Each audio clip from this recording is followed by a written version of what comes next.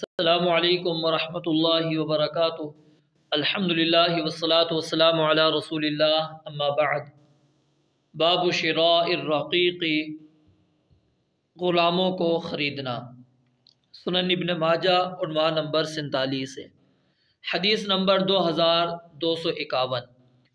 حدثنا محمد بن بشار حدثنا عباد بن لیث صاحب الکرابیسی حدثنا عبد المجید بن وهب قال قال لي العداء بن خالد بن حوزة ألا نقرئك كتابا كتبه لي رسول الله صلى الله عليه وسلم قال قلت بلى فأخرج لي كتابا فإذا فيه هذا ما اشترى العداء بن خالد بن حوزة من محمد رسول الله صلى الله عليه وسلم اشترى منه عبدا او امتا لا داء ولا غائلة ولا خبثة بیع المسلم للمسلم۔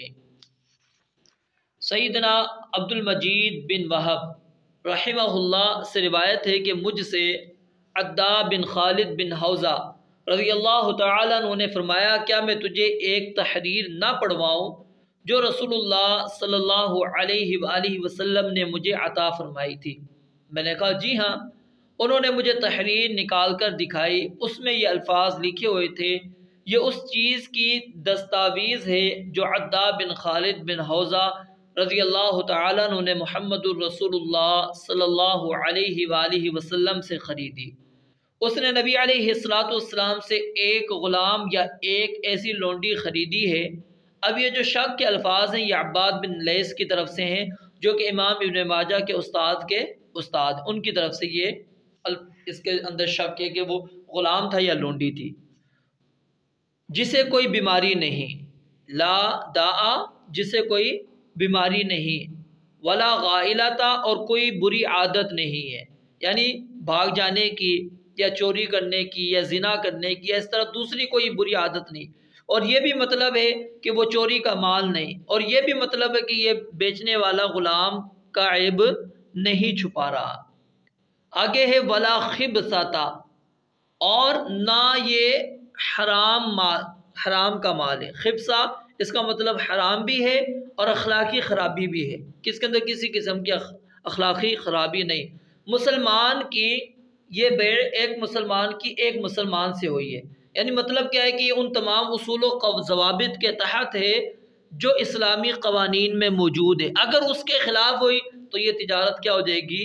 فسخ ہو جائے گی۔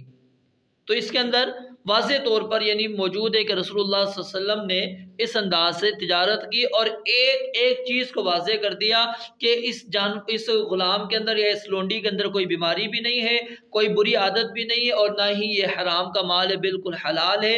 اور یہ مسلمان سے جو بیع ہو رہی ہے، تجارت ہو رہی ہے، یہ اسلامی اصول اور ضوابط قوانین کے مطابق ہے۔ اگر اس کے اندر کسی قسم کا دھوکہ فراڈ کیا گیا تو ان کے مطابق پھر یہ تجارت کیا ہو جائے گی؟ فسخ سمجھی جائے گی۔ حدیث نمبر 2252۔ حدثنا عبداللہ بن سعید حدثنا ابو خالد الاحمر عن ابن عجلان عن عمرو بن شعیب عن ابیہ عن جدہ قال قال رسول اللہ صلی اللہ علیہ وسلم اذا اشترى احدکم الجاریۃ فلیقل، کہ جب تم میں سے کوئی شخص لونڈی خریدو تو فلیقل، وہ چاہیے کہ کہے اللہم انی اسألک خیرہا وخیر ما جبلتہا علیہ وَأَعُوذُ بِكَ مِن شَرِّهَا وَشَرِّ مَا جَبَلْتَهَا عَلَيْهِ۔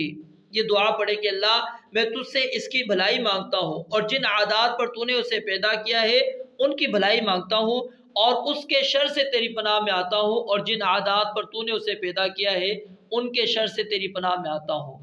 وَلْيَدْعُ بِالْبَرَكَةِ، اور برکت کی دعا کرے۔ وَإِذَا اشْتَرَىٰ أَحَدُكُمْ بَعِيرًا فَلْيَأْخُذْ بِذِرْوَةِ سِنَامِهِ وَلْيَدْعُ بِالْبَرَكَةِ وَلْيَقُلْ مِثْلَ ذَلِكَ، اور جب کوئی شخص اونٹ خریدے تو اس کی کوہان کی بلندی پر ہاتھ رکھ کر برکت کی دعا کرے، اور وہی الفاظ پڑھے جو یعنی آپ نے اس کے اندر پڑھ لیے۔ تو یہاں سے علماء نے اس حدیث سے یہ بھی استدلال کیا ہے کہ جب نیا جوڑا ملتا ہے یعنی نکاح ہوتا ہے تو اس وقت عورت کی پیشانی کے بال پکڑ کر یہ دعا پڑھنی چاہیے، تو اللہ تعالیٰ اس کے اندر خیر و برکات رکھتے ہیں، اور اگر کوئی شر ہوا تو اللہ تعالیٰ اس سے محفوظ رکھتے ہیں۔ اللہ رب العالمین سے دعا ہے رب العالمین سمجھنے اور عمل کرنے کی توفیق عطا فرمائے۔ وآخر دعوانا ان الحمد للہ رب العالمین۔